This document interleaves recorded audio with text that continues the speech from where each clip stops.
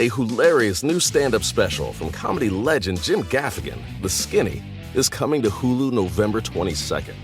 This Thanksgiving, see Jim in a whole new light as he gives you the inside scoop on everything from parenting teenagers to weight loss and gaslighting family members.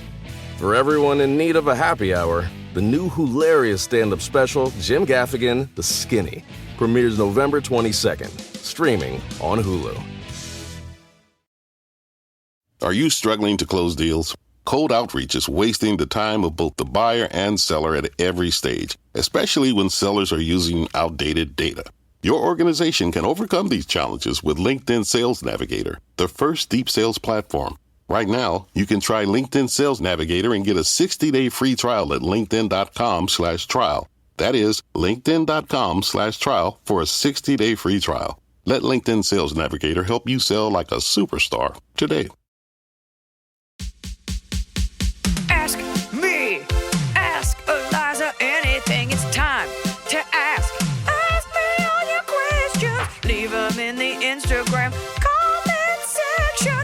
Leave them on your Twitter or leave them on your Facebook. We'll see them, we'll read them, then we'll give you answers. You know it, I've got it. I've got the answer, you ask me. I'll tell you anything.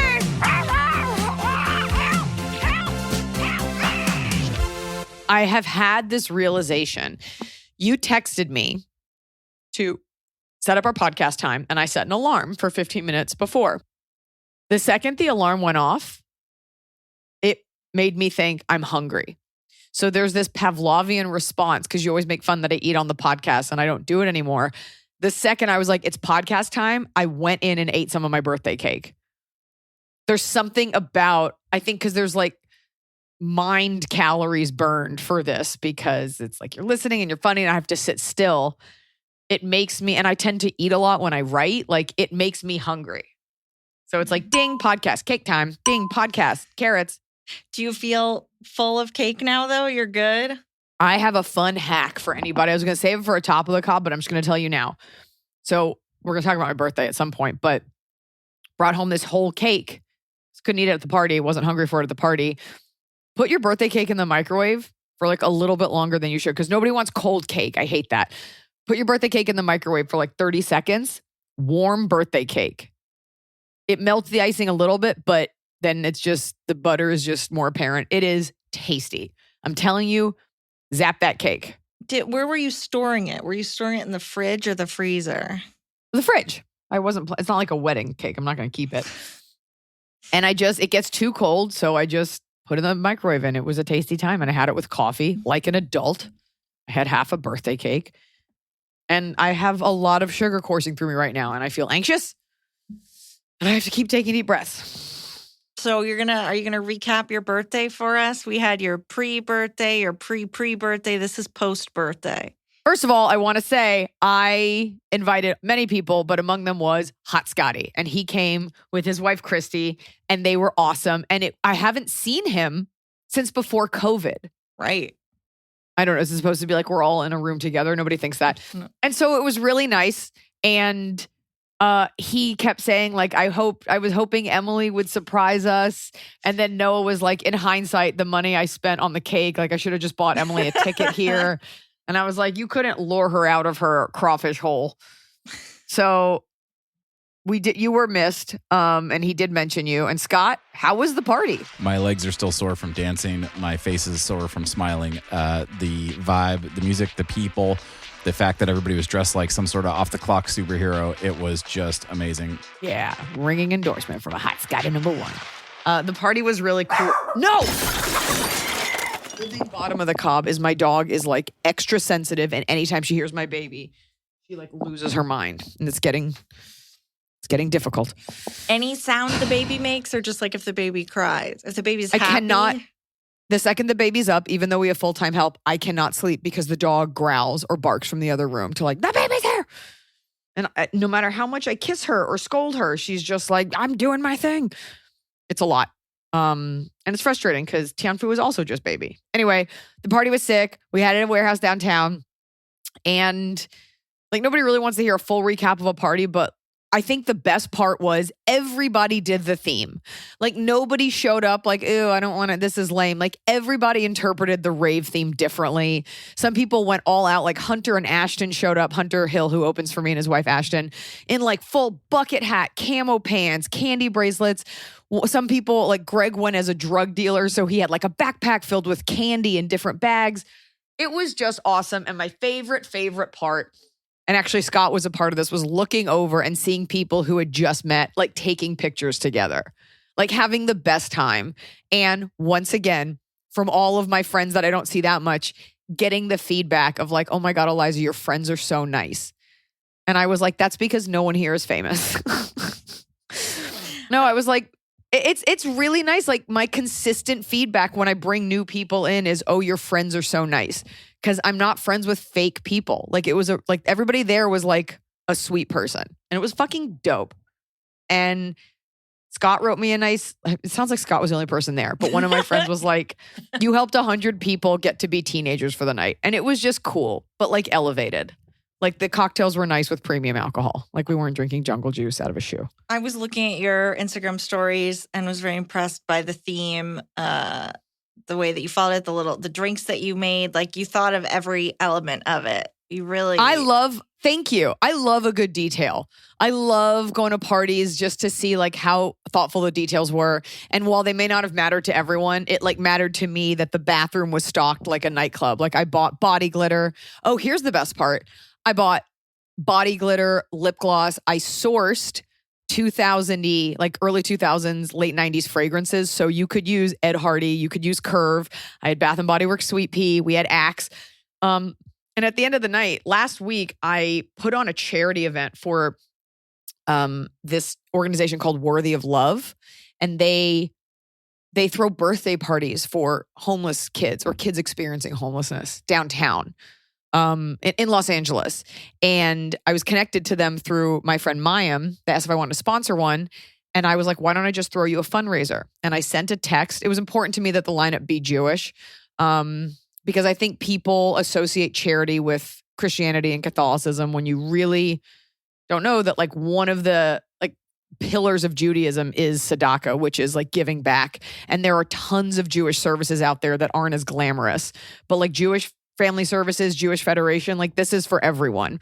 The JCC, like anyone can belong to that. And so it was important to me. We didn't make a note of it publicly, but like I sent a text to Sarah Silverman, Jeff Ross, and Mark Maron.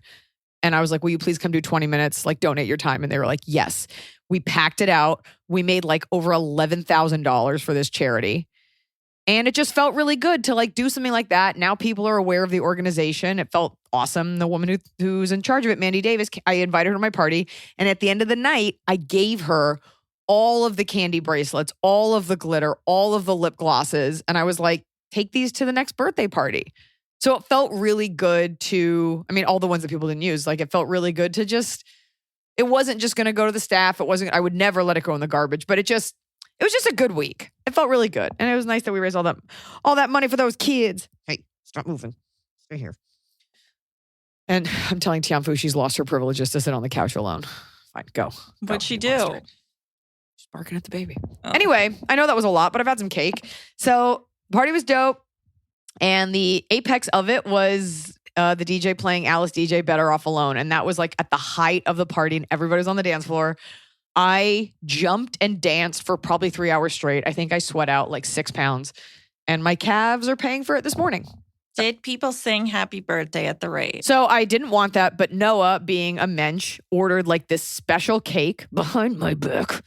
And they sang happy birthday. And for the first time in a few years, like I publicly blew out candles because everybody had to get a PCR test before they came to the party. It was fucking dope. Check out my Insta for pics. Well, will they That's it. still be up on, are you going to post some to the grid by when this episode airs?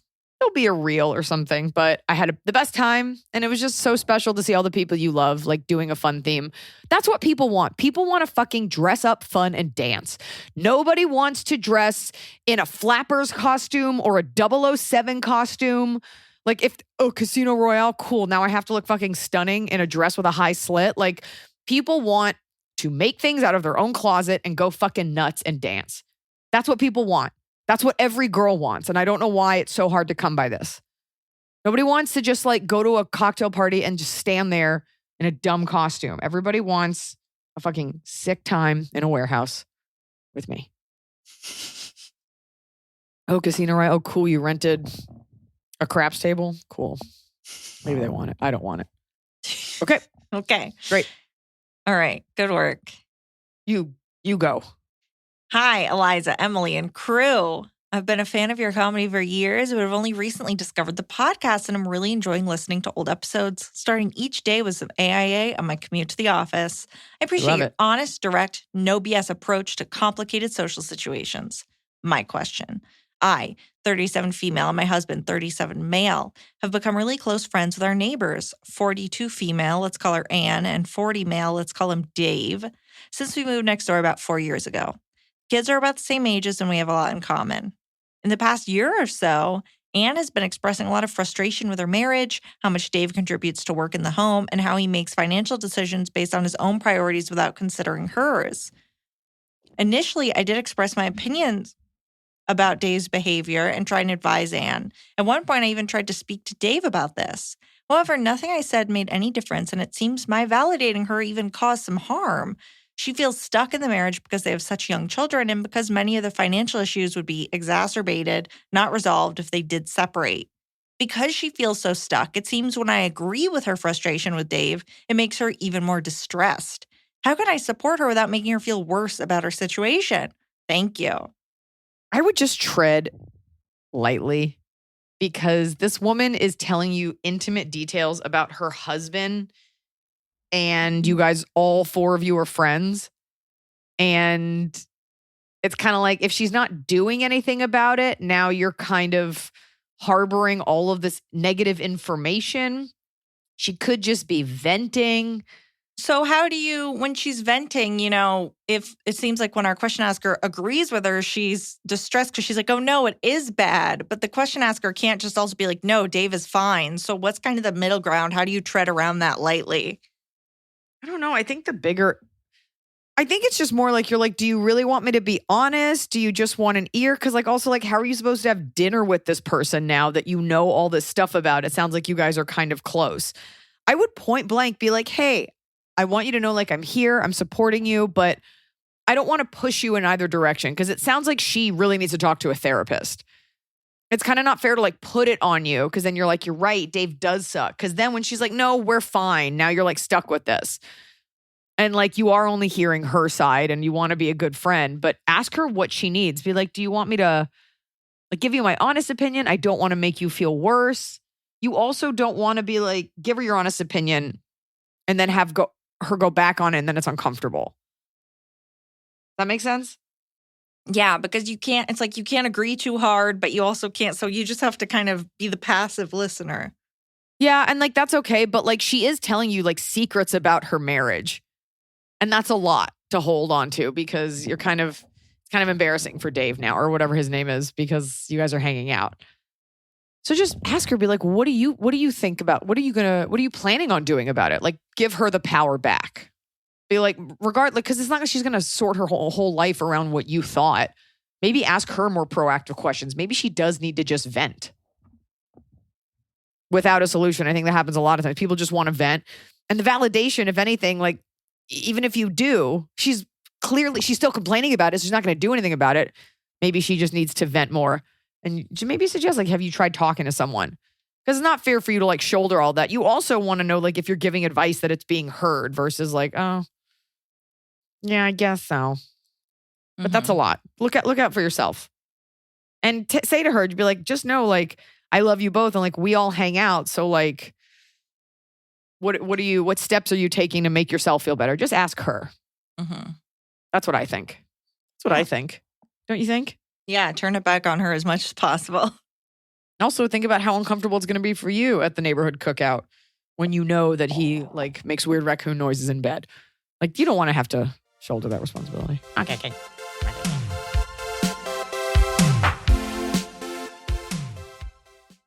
Fall has fallen. Winter is on its way. The days are shorter. But just because, well, they feel shorter. And just because the days feel shorter doesn't mean your to-do list gets any shorter. You still have to power through your busy days. And a great way to do that is with nutritious food from Factor's no prep, no mess meals. At the end of a short day in the fall or the winter, the last thing you want to do is have to cook. Factor has got you covered from breakfast, snacks, dinner, anything in between. Factor has easy, nutritious options to keep you fueled, like their chicken Florentine with spinach and garlic chili cauliflower. You bet. That's what I want to make myself at the end of a day where I am exhausted and my husband isn't home. Whether you like routine or you enjoy mixing things up, Factor has you covered with 35 different delicious meals every week and over 60 additional convenience options you can add on, like keto cookies, pressed juices, and smoothies. And because Factor meals are chef prepared and dietitian approved, you're going to love not only Factor's meals taste, but also how they support your goals, even if your goal was just making yourself dinner. Head to factormeals.com/Iliza50 and use code Iliza50 to get 50% off your first box and 20% off your next month. That's code Iliza50 at factormeals.com/Iliza50 to get 50% off your first box,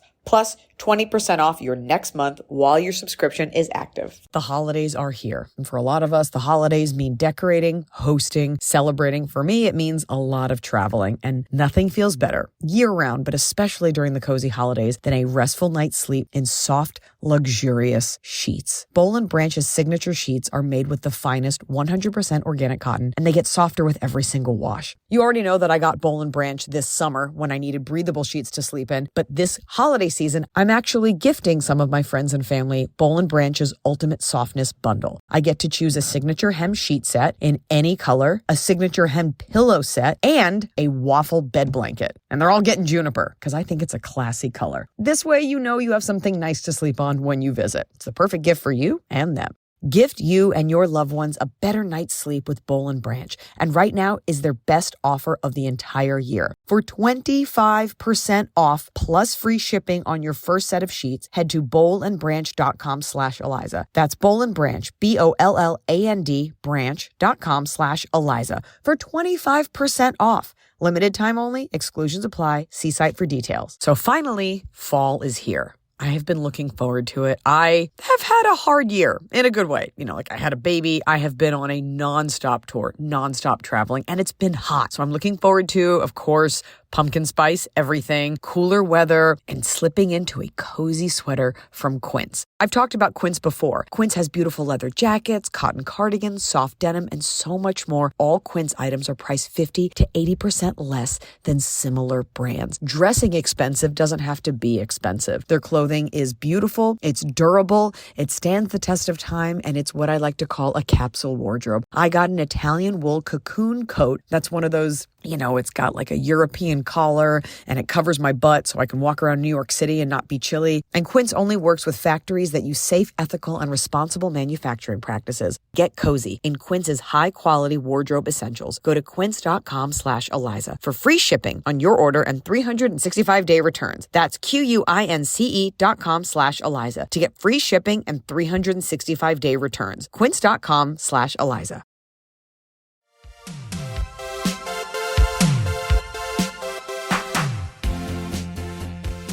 Hi, Eliza, Emily, Noah, Hot Scotty, and the rest of the Schlesinger gang coming in for your hot take. Hot takes. I'm female, 32, Minnesota-based, and work in tech sales.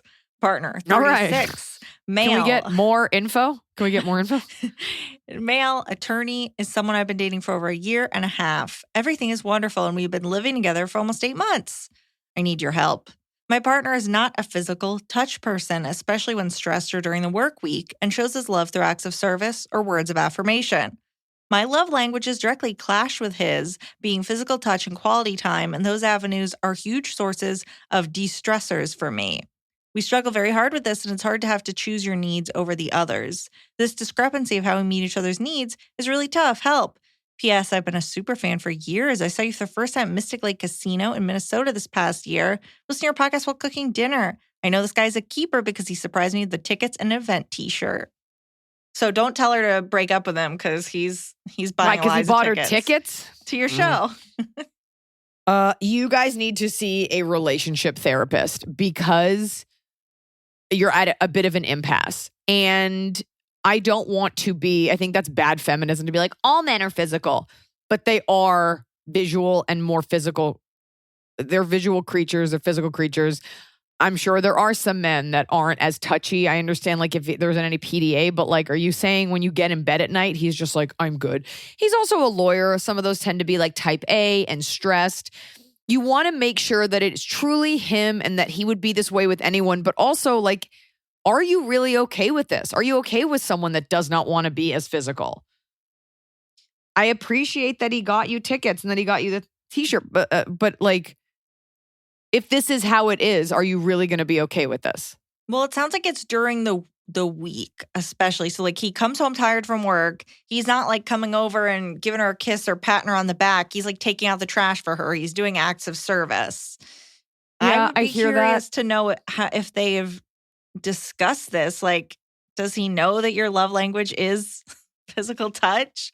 I mean, look, I'm not a very touchy person, and I will say, like, when Noah and I see each other at the end of the day, like, we don't kiss each other, but we've also been married for 5 years. And I don't know if we ever did that. I think you're bringing this up because your needs aren't being met. Like, these are your needs. Now, there is the version where you just learn, like, hey, we are so solid and he just isn't like that and I'm okay with it. And then that's something that you have to accept. And you don't want him to be uncomfortable. I really think you should see a relationship therapist just because you want to get to a place where you know it's okay. He still loves me, which I think you do, but you're still writing into the podcast. So I just wonder if you're going to be okay with this long term. Because a lot of women are like, yeah, my husband's like, he's very strong and silent. And like, I'm okay with that. Like, if you were okay with it, then you'd be okay with it. I don't think you're okay with it. I think they should have a conversation first if she hasn't said any of this, rather than going straight to, let's talk to a therapist about these things I've never once mentioned to you.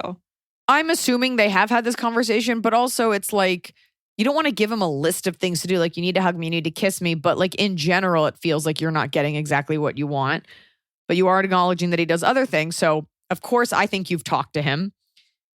I think it's all about how do you wrap your mind around being okay with it. And I get that he might have like a high stress job, but if it really is like he can't muster a hug or a kiss, are you guys saying like you don't have sex during the week? Like, is he Trump's lawyer? Like, whose job is this high stress? It just seems a little weird, especially like a year in, like it should be like a little bit more physical.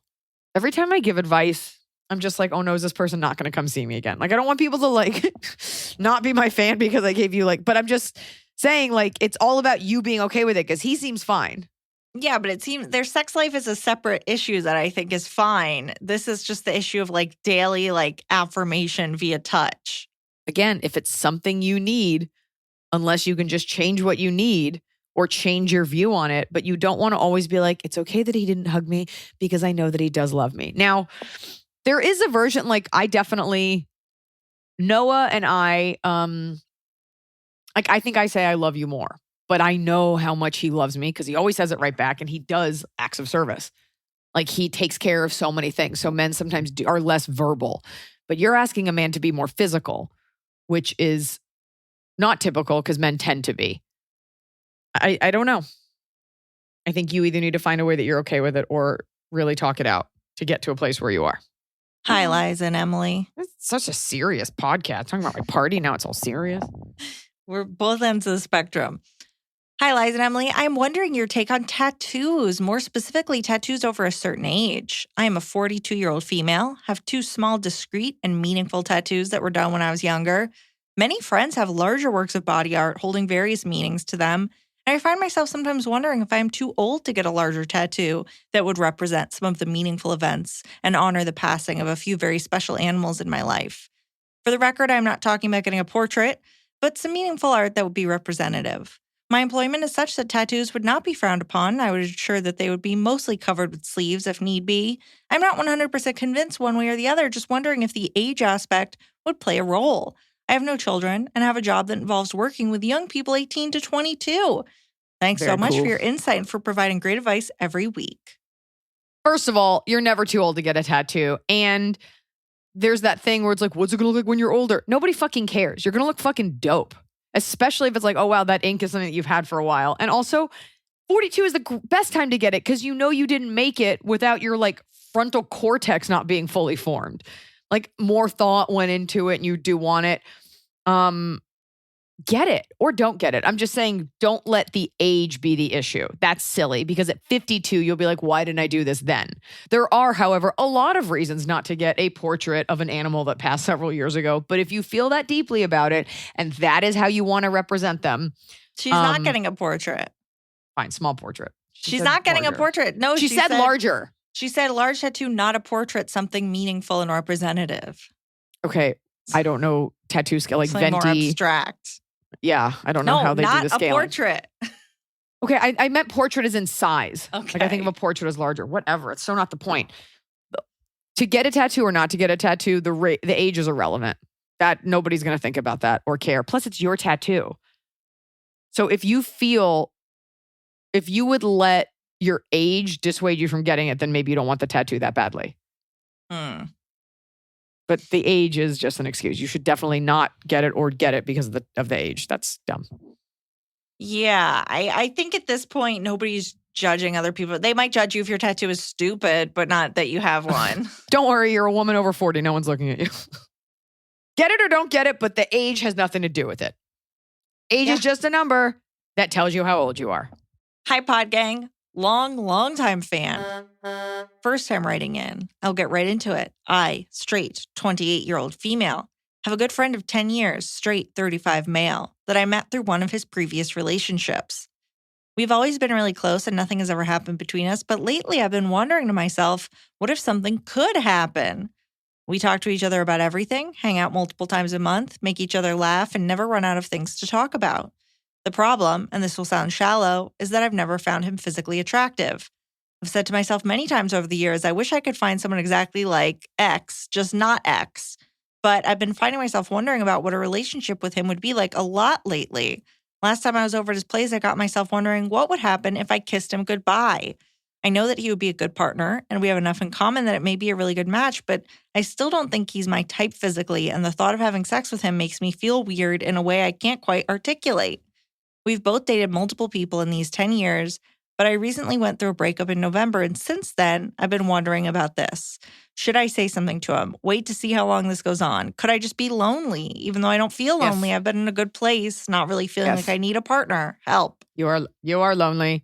You are at that age where you're starting to get nervous that you won't meet anyone because your 20s are coming to an end. And society tells us that if we're not pregnant with like a full family by 20, then it's over for you. You are not lonely isn't a bad thing. Like it's a normal human thing. You are not in a relationship. A great way to test if you are actually attracted to this person, because unfortunately for us women, we can become attracted to someone even if we are not physically attracted to them at first. It doesn't work the other way for men. You've never met a guy that's like, she was pretty hideous, but we were best friends and eventually I fell in love. It just never happens that way. So the best way to test this is to get in another relationship. And if you cannot get this person off your mind, then it's worth exploring. But what you don't want to do is submarine a friendship where he probably does like you. I don't know what either of you look like, but he probably does like you. Submarine a friendship and play with this guy's heart just because you have no one else. So I'm not vilifying you. I'm just letting you know that's exactly what's going on. Because I was waiting for you to be like, I mean, and he's cute. I don't know. Also, our tastes change.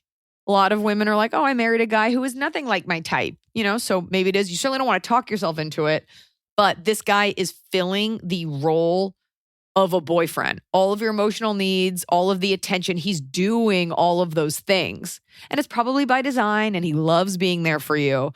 You will know if this guy's attracted to you if you text him at like 10 p.m. and you're like, meet me out for a drink. He probably does like you. Just be careful to not be selfish.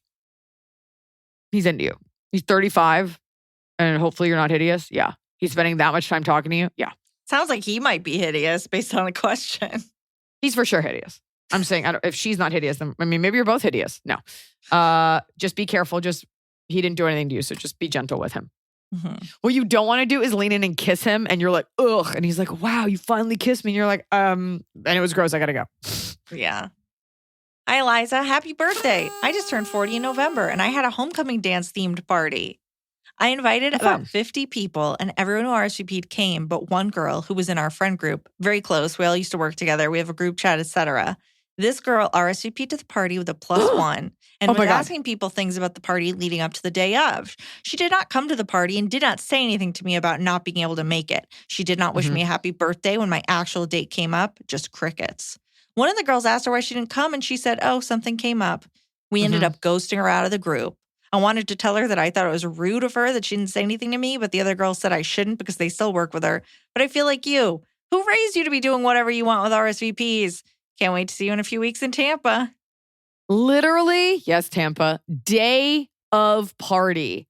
I had a friend who wrote 2 emails saying that she was coming, sent me, even though I asked people not to, her PCR results, texted another friend, what are you wearing?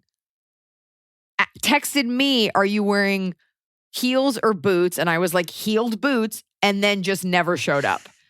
People are fucking weird. Now, this person is not a bad person, but like, it's tough because you don't want to be a diva about it. And you don't want to be like, it's my birthday. It's rude because you do account for, like, you buy food in bulk, like you are accounting for people. And if enough people just don't show up, like, you are wasting money and energy, and you did invite them.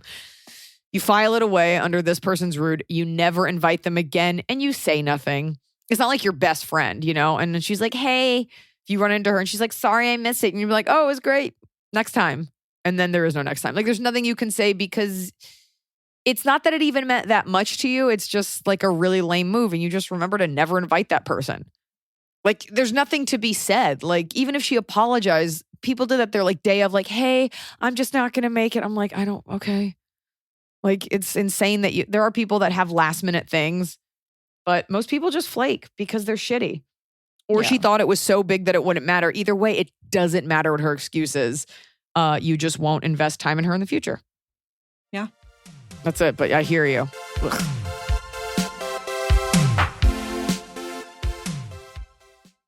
A hilarious new stand-up special from comedy legend Jim Gaffigan, The Skinny, is coming to Hulu November 22nd. This Thanksgiving, see Jim in a whole new light as he gives you the inside scoop on everything from parenting teenagers to weight loss and gaslighting family members. For everyone in need of a happy hour, the new hilarious stand-up special, Jim Gaffigan, The Skinny, premieres November 22nd, streaming on Hulu. Everybody sleeps, but no 2 people sleep alike. At Coop Sleep Goods, we celebrate the way you sleep differently.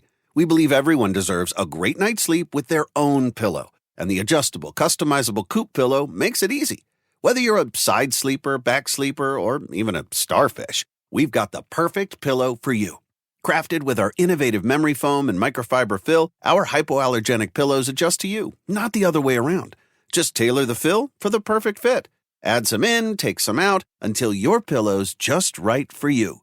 See why luxury hotels and spas worldwide feature Coop Sleep Goods and why we have tens of thousands of 5-star reviews.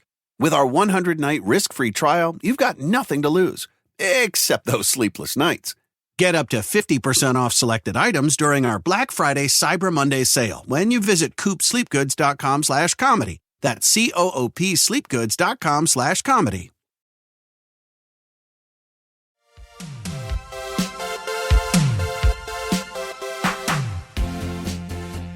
Hey, AIA crew. Love the pod. Finally got to see you live in the summer of 2021 in Fort Wayne. It was hot as balls, but the show was fire. Yes. I would love Iliza's take on this issue, as I know she's often spoken on the importance of kids being involved in some sort of extracurricular activities growing up, specifically sports. My daughter, 13, has played a variety of sports from age 4. I would describe her athletic ability as average. She's no starter, but she enjoys being part of a team anyway. Her sports of choice are currently soccer and volleyball, and she wants to try tennis this spring. You're like, unfortunately, she's an equestrian, and it's really expensive, and this horse feed is eating us out of house and home. My issue is my husband. Admittedly, I'm the mom that just wants all the kids to have a good time.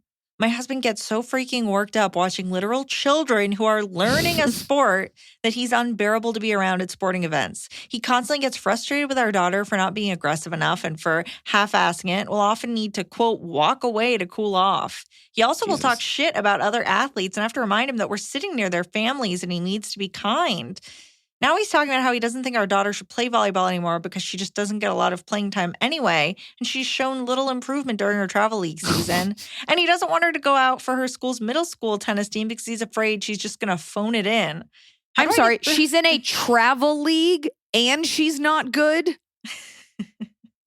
Okay, How do I get through to him that it's important for her to try out sports to find her niche and that it's okay if she's not the star athlete as long as she's still enjoying herself and getting other important skills from the experience? That's so rough. That's so rough. It is so important. And your husband is so disappointed that his daughter isn't the athletic phenom that he was. I wishes he was. First of all, it's so gross to see a parent get worked up at a kid's game, especially if your kid is like benched on JV. Like, what are you doing? Like, you don't even have a horse in this race. I wonder if there's a way to say to him, like, okay, you go into that little girl's room and you tell her at, how old is she, 14? 13. 13, that she sucks. And because she's not good enough, her dad is frustrated. Like, you got to have a come to Jesus with your husband because that can have detrimental effects on her self-esteem. And by the way, like, she's probably not going to be playing for much longer. Like, once you get to the high school level, like, I'm assuming, I don't know what kind of school you go to, but there's probably a JV. But like, kids tend to like drop out of things that they're not great at a high school level because you do want to be playing. But it's, yeah, be like, do you want to see the look on her face when you tell her that she's a disappointment? Like, your husband's dealing with something else and like maybe he needs to take up a sport or a hobby. Be like, go in there right now. Go in there right now and say that to her and look at her face and just know that you did that. Like, that's insane. Yeah. He may want something so bad for, especially if your daughter's like, I just like playing. Like, at this age, it should be okay. It is funny to me that she's on a travel team. I guess that's the only way she gets to play because she can't play in the school because she's not good enough. But like, you can get so much from sports that don't have to be like pure muscle tone and like a state championship. Like, you can just enjoy being there. So, right. Also, was your husband this like Division I fucking killer athlete? Probably not, because his daughter is terrible. So I don't think he passed on any superior athletic genes. You got to sit him down and have a come to Jesus. Yeah. That's fucking gross behavior. Also, you're like, we're trying to like go to fundraisers and barbecues with these parents, and I don't want to be married to a psycho. Right. When you're sitting there talking shit about the other kids in front of their parents. Also, like, that's pretty big smack talk for someone whose kid is riding the bench. Just like let him know, like, all around it's ugly. I don't mean to like shit on your daughter. I'm just saying, like, there's nothing worse than a player with a bad attitude. Like, a bad attitude who's aggressive and also bad, I would know because I was that player. But like, the stakes are not that high. He is uninvited. No. Yeah. Yeah. He shouldn't be allowed to come anymore if that's how he's going to act around literal children. Seriously, like, that's scarring. I wish that coach would yell at him. Really shame him. No, what you need is a bigger dad or a large athlete to come over and be like, you sit in your booster seat. Yeah. Yeah, you got to tell him what's up. And never let your daughter forget that you're supporting her and how much can be gained from sports. Even if you're the best, there will always be LeBron James. Even if you're the best soccer player, there will always be LeBron James. There's always LeBron James, who's probably really great at soccer. Just like Michael Jordan's so good at baseball. Even if you're the best gymnast, like the day you do the Olympics, someone else could beat you. Like, it's about you and yourself being your greatest competition. I hate that. I hate that answer we all have to give because you can't name names. Kick it. Hi, Liza and Emily. I'm not in grad school, but fall in line with the other half of your listeners who are getting married and need wedding day advice for my wedding in May. Yes. My dad has been an addict of opioids and most recently alcohol for most of my life. He has declined significantly over the last few years, nearly dying multiple times. He currently lives with his 91-year-old mother and refuses to get a job, even when his health wasn't poor, and is a classic narcissist and woe is me person. Even though he has been emotionally abusive and barely knows anything about my life, he still calls weekly, mostly to talk about himself, and constantly tells me how much I mean to him and loves me, even though his actions would prove the exact opposite. It would take too long to get more details, but trust me, it's been very toxic. Sorry, the dog barked because Noah sweetly brought me in lunch, but he doesn't know I already had cake, so I'm not hungry. But I didn't want to see the look on his little face, so these noodles are just going to go cold. Go on. My question, for my wedding, should I still do a father-daughter dance with him?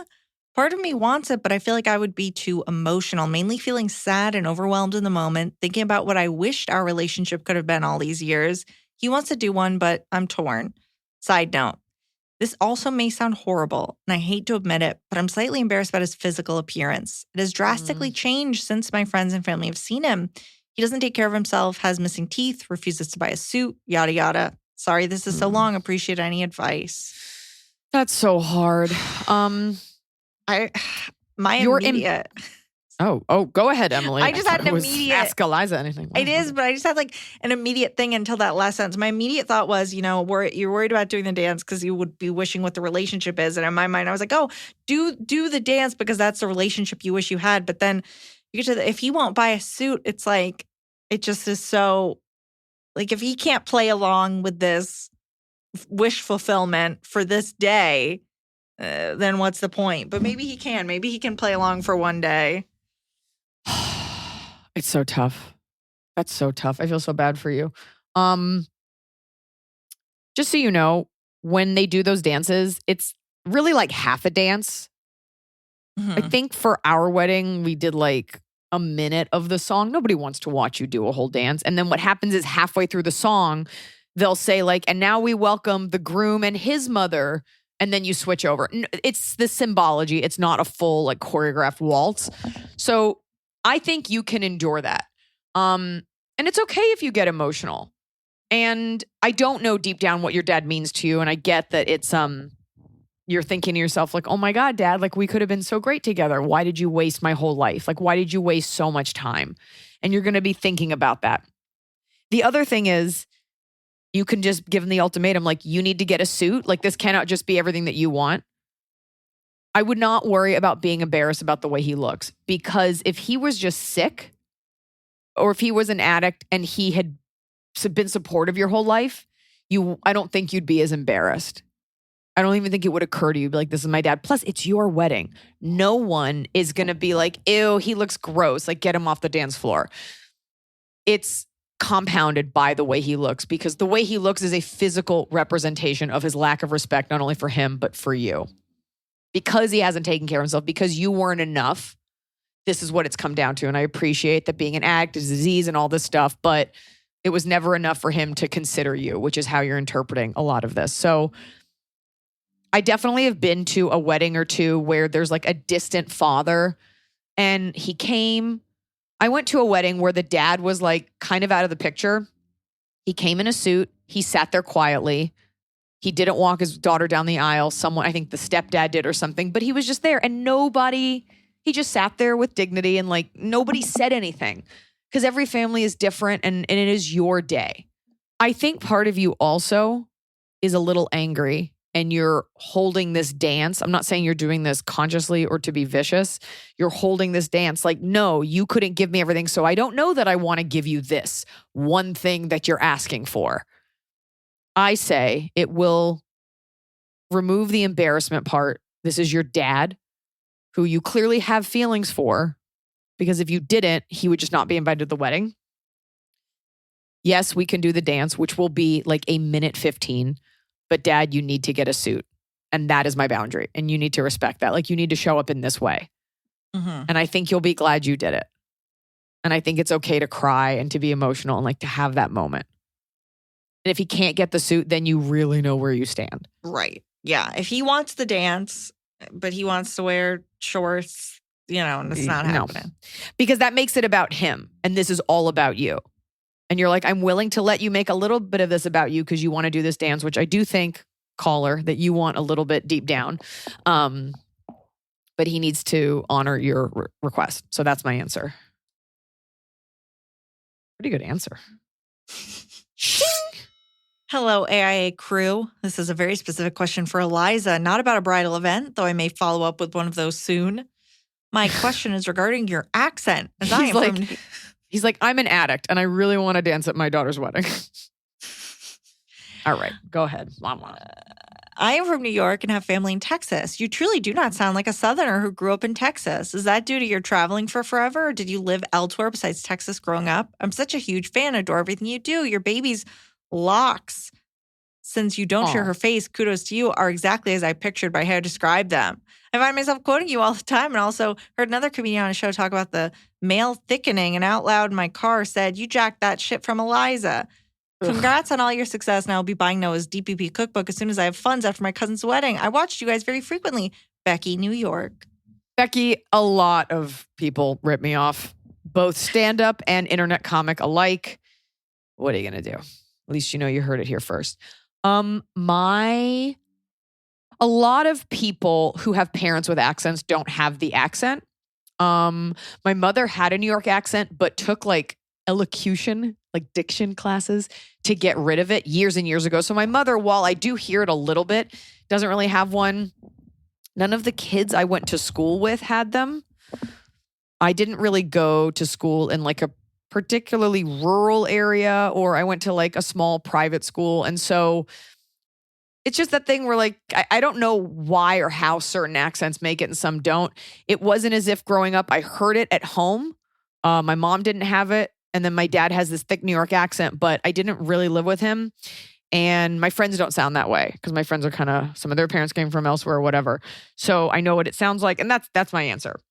You know, it's kind of like the same reason, like if your parents are immigrants, you don't have that accent if you're born in America because you're going to a school where you're not hearing it, which I always think is so interesting. So that's the answer. I can imitate it. I know what it sounds like. I can hear I can spot a Texas accent in a sea of Southern accents, but 'tis not my accent. And that's just, I don't know. It's like a nature versus nurture thing. My answer. That's my answer. Yeah. And I also think, I know plenty of New Yorkers that don't have New York accents. So I think it's like a surroundings and parent, like voice at home kind of thing. Mm-hmm. None of my friends have that accent. We all do say y'all though. I don't. I refuse. Well, that's fair. I do.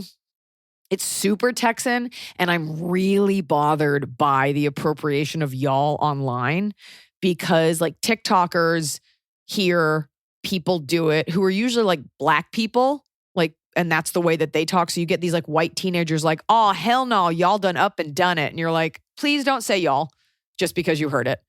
Like it's a Southern thing. You sound like an idiot. I know you're from New Jersey.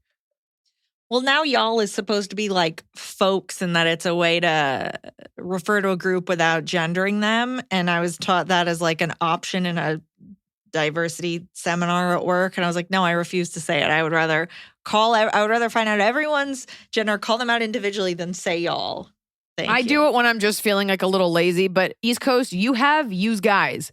So you have that and we'll have y'all. And in California, you can just have posse, party people. Hey, Pod Crew, I've been a fan of AIA since its inception, and I just read the Act Like a Person chapter in All Things Aside, which is what prompted this question. The part in the chapter where you said, part of being in a society is knowing that your personal behavior the second you leave your home affects those around you, really struck a chord. My job requires me to live with the people I work with for months on end, and man, do you really get to see who people are when you live and work with them. I'm the only girl working with / living with 13 guys, and getting these, quote, men to understand that they can't act like fucking Neanderthals and just expect people to accept that is a challenge. I'm a very direct person. I don't mean that in an I'm just an asshole kind of way. If something is bothering me, then I tell the person and we go from there. Problem here is that these boys, instead of accepting what I'm saying and moving it along, just want to argue with me about why their behavior is okay and try to point out things that they think I'm doing wrong. Typical shit you'd experience when dealing with teenagers, but we're talking men in their 30s and 40s. I don't know if it's relevant or not, worse. But in the work hierarchy, I'm at the top. This behavior causes me to, quote, rage vomit, and after a certain point, I do turn into an asshole. How the fuck do you deal with these boys and their fragile egos? Thanks to the endless laughs and sage wisdom. P.S. Emily, your cats are so adorable and I love their names. No. Mel. Ha ha ha ha ha. Well, Mel, I don't know what you do. So I don't know, like, are you in a firehouse? Like a barge. Oh, yeah, it could be a firehouse. So I don't know. I don't know how, like, folksy you can get. I don't know. So that's tough. That's a missing piece of the puzzle. I also have to say, if you are at the top of the food chain, there is always the disconnect between the workers and the boss. Like it is nature. It is normal for them to like dissent a little bit because you're the boss. You know, like it's always normal to like talk shit and give your boss kind of a hard time. Like just like students do it to teachers. It's very punk rock.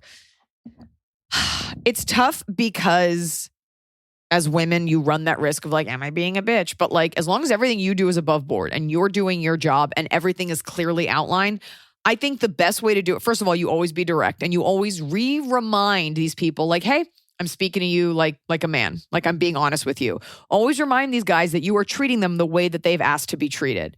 Hey, I wanted to give you the respect of talking to you like this. And if you need to say like you're being kind of a bitch, like men don't like that and they puff up and they're like, oh no, I'm not. You just keep, it's tough to say like when they go low, we go high. But you can be like, you're acting like, don't say a child because men don't care. But you can be like, I'm giving you the respect of letting you know that that's disrespectful or that that's out of bounds. And, you know, try to find your allies in the group, but be like, what about me talking to you like an adult is not working for you? Again, I don't know what you do, so it's hard. And I'm sure part of it is that you're a girl. I think it's hard to separate those things. The other version is you're actually terrible at your job and these guys are just trying to get some extra cake at dinner. But you always make sure that your work is impeccable. That way they can never come for you. And you keep a record of everything. And you don't slip because their behavior is inappropriate. Like you don't go down to their level and you just keep it right there and you don't lose your cool. You know, and it's natural for them to like gang up or whatever, but you just be like, I don't know how else to communicate with you. I'm asking you to be respectful. I'm treating you like an adult. If there's something you want to say, you should say it. Like keep giving them the opportunity to hang themselves or rise to the occasion. And at the end, they'll apologize or one guy will email and be like, hey, that was really rough. You were really great. No one's going to support you in it. So just know like it will all come out in the wash. And please let us know what you do. I think you work in a firehouse. I think you're a fireswoman. Fireswoman. And then, honestly, I don't really talk to hecklers online, but anytime someone goes out of their way to like find my page and say something shitty, I always want to be like, I am not going to have sex with you. So I don't know what you want from me. Like we were never going to fuck. Like it was never going to, like, I didn't want to. But like, yes, you did because you're gross. And men will have, which makes me sound bad, but like, sometimes you can't say that at work, but like some dude will be like, hey, like you're a bitch with opinions. I heard you on Rogan. I'll be like, we were never going to fuck. So I don't know why you're here. Like I'm never going to be like, wow, tell me more. Break down my walls. Wow. I love how you're peacocking. Get out of here. It's just weak beta behavior. Kick it. Hi, Iliza, Emily, Sierra, and fluffy baby Tianfu. Quick question. Does it ever get easier leaving your pup with a sitter when you travel? I'm going home for only 5 days, but feel so guilty leaving my boy with a sitter. For context, I rescued him in November, so I've only had him for a few months. Much love to you all. Laura. Don't feel guilty. The dog doesn't know who you are or that you're gone, and you'll be home in 5 days, and they won't know the difference. Just remember, you're paying money to make sure that he's cared for and feeling good. Think about that versus like leaving him at home with like a giant bowl of food. Right. I always leave Tianfu with a friend. We don't have like a dog place because Tianfu she's not cool. A friend is always good. If you can get a friend to stay at your house, we have a nice house, so sometimes we'll offer that. Like you can stay here, use the pool. Just please have your life revolve around the small Chinese dog.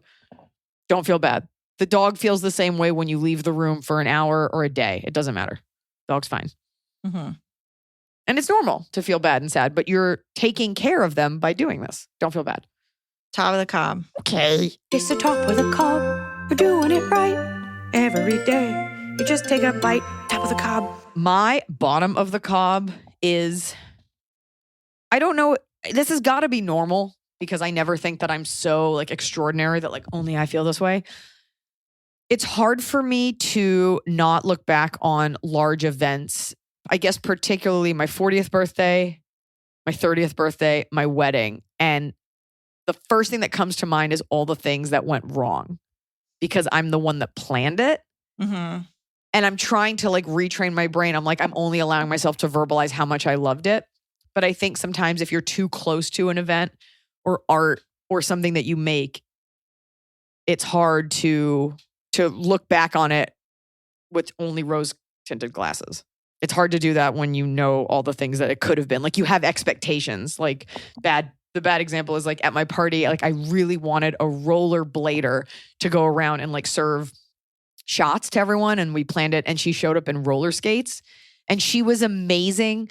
And she was so cool. And like everyone thought it was so cool and she was doing tricks. But like to me, roller skates are 1970s and this was supposed to be 90s, 2000s, which is rollerblade.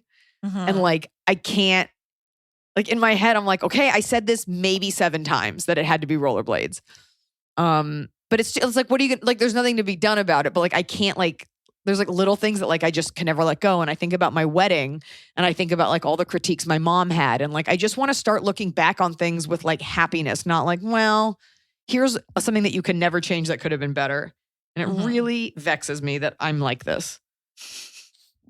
Really does. Yeah. My bottom is I'm sick. I have a cold, I think. My throat hurts. I had to drink tea today. I don't like it. What kind of tea? Like a Starbucks, venti, macchiato, tea? I bought like a thing of like stupid mixed pack of like Twinings tea ages ago when my neighbors were like invited me over for tea. So I invited them over for tea. So I bought tea for them in case they wanted it. I invite them over because I'm sick. I'm like, come on over. Let me cough on you and your tea. Let me stir it with the spoon and have your mind get weird. And then you can live in my house. I'm sorry you're sick. Thanks for doing the pod anyway. I guess my top of the cob was a feeling. My top of the cob was we had this party. I had everything until 2, but at 1, I was like, shut it down. We got to go home. And I went home and that feeling of like a little like drunk and whatever from your party, getting into the shower and washing off all the glitter, all the makeup, taking your hair out. I feel this way too, like going to any formal event and just like dousing yourself in like oil and lotion and getting into bed in like a giant set of pajamas and a robe and just like falling asleep at like 2 a.m. Like, I did it. I had the party and now I'm back safe in my bed clothes. Like, it's so fun to get dressed up and do a night. It was really, I had the best time and I was a little tired at my party. And I go over to my friend Jamie and I was like, I'm kind of tired. I want to go home. She goes, it is 10:30. And I was like, but I couldn't take a nap today because I was so excited for my party. So I must have had the best time. But yeah, that feeling of coming home and getting to just like crawl back into the caterpillar that you are. What time did you get home? Probably like 1:30. Okay. About a half, maybe 1:20. Left at 1. My top of the cob is the kittens are getting fixed tomorrow, which will be kind of the last big thing I have to do for them. And hopefully they then will not go to the hospital for a long, long time. So I'll be glad to get that. I'm anxious about it happening and then keeping them from licking themselves and each other. But then we'll be like set. People keep like, watch out, they're going to try to have sex with each other. I'm like, he just had, Rosoli just had surgery. Like I had to wait. He couldn't get surgery and then get another surgery. Like, give me a beep. They're getting older. I know. So it's happening tomorrow. Okay. I feel like the hospital should be like naming a wing after you. You should definitely have some sort of credit, like a buy 10 surgeries, get one free. But I hope everything's okay. Thank you. Really hate that you spent $8,000. I still think about that. You guys can come see me at the Encore Theater at the Wynn. It's this weekend, March 10th and 11th. In Las Vegas, tickets at iliza.com/tour. A lot of people have asked me about the meet and greet. The casino is handling it. So I think when you buy the tickets, you have the option to add it on. It's all through the casino for this event. And then, of course, I'm going to be coming to you, Florida, March 16th at the Tampa Event Center. We got 2 shows for that. The Hard Rock Live in Orlando on March 17th. 2 shows for that. Hard Rock Live in Hollywood, Florida on March 18th. And then, of course, back in California, it's Fantasy Springs Resort and Casino in Indio, California. And we will be announcing the fall tour dates very soon. I'm very excited. Come see me in Vegas. Make a trip. Make a girls' weekend. Get a nice lunch. And come see me. And it's like we always say in the swimsuit modeling industry. 2 pieces aren't enough.